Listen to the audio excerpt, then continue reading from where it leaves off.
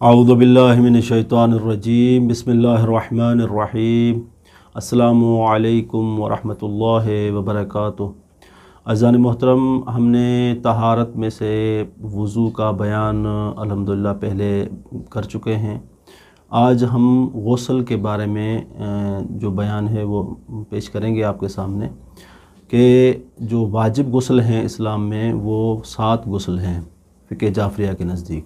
7 غسل ایسے ہیں جو واجب ہیں، ان میں سے پہلا غسل جنابت ہے، اور دوسرا غسل حیض ہے، اور تیسرا غسل استحاضہ ہے، اور چوتھا غسل نفاس ہے، اور 5واں غسل مس میت ہے، اور چھٹا غسل میت ہے، اور 7واں وہ غسل جو نظر اور قسم کی وجہ سے واجب ہوتا ہے۔ غسل جنابت اور اس کا طریقہ کار کیا ہے؟ غسل جنابت واجب تب ہوتا ہے جب کوئی شخص جماع کرے یا منی خارج ہو، نیند کی حالت میں یا کسی اور صورت میں منی خارج ہو تو غسل جنابت واجب ہو جاتا ہے۔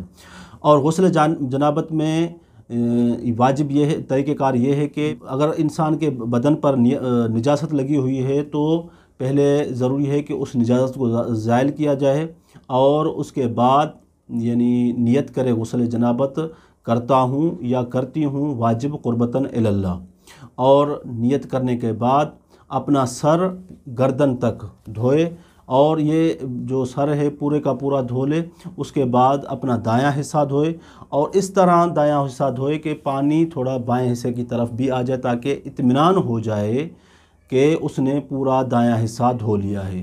اور اس کے بعد اپنا بایاں حصہ دھوئے، اور پانی اس طرح ڈالے کہ اس کا دایاں حصے کی طرف بھی پانی آ جائے، تاکہ اس کو اطمینان ہو جائے کہ پورا بایاں حصہ پاؤں تک دھل چکا ہے۔ اس سے آپ کا غسل تمام ہو جائے گا۔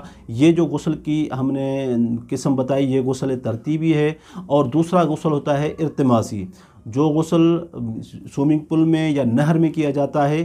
انسان کو چاہیے کہ جیسے ہی نیت کرے غسل جنابت کرتا ہوں یا کرتی ہوں واجب قربتاً اللہ، اور پانی میں ڈبکی لگا لے، اور پورے کا پورا جسم اس کا اگر پانی میں ڈبو جائے تو اس کا غسل ہو جائے گا، اور اس پر جو واجب غسل تھا وہ ادا ہو جائے گا۔ والسلام علیکم ورحمۃ اللہ وبرکاتہ، وصلی اللہ علی محمد و آل محمد۔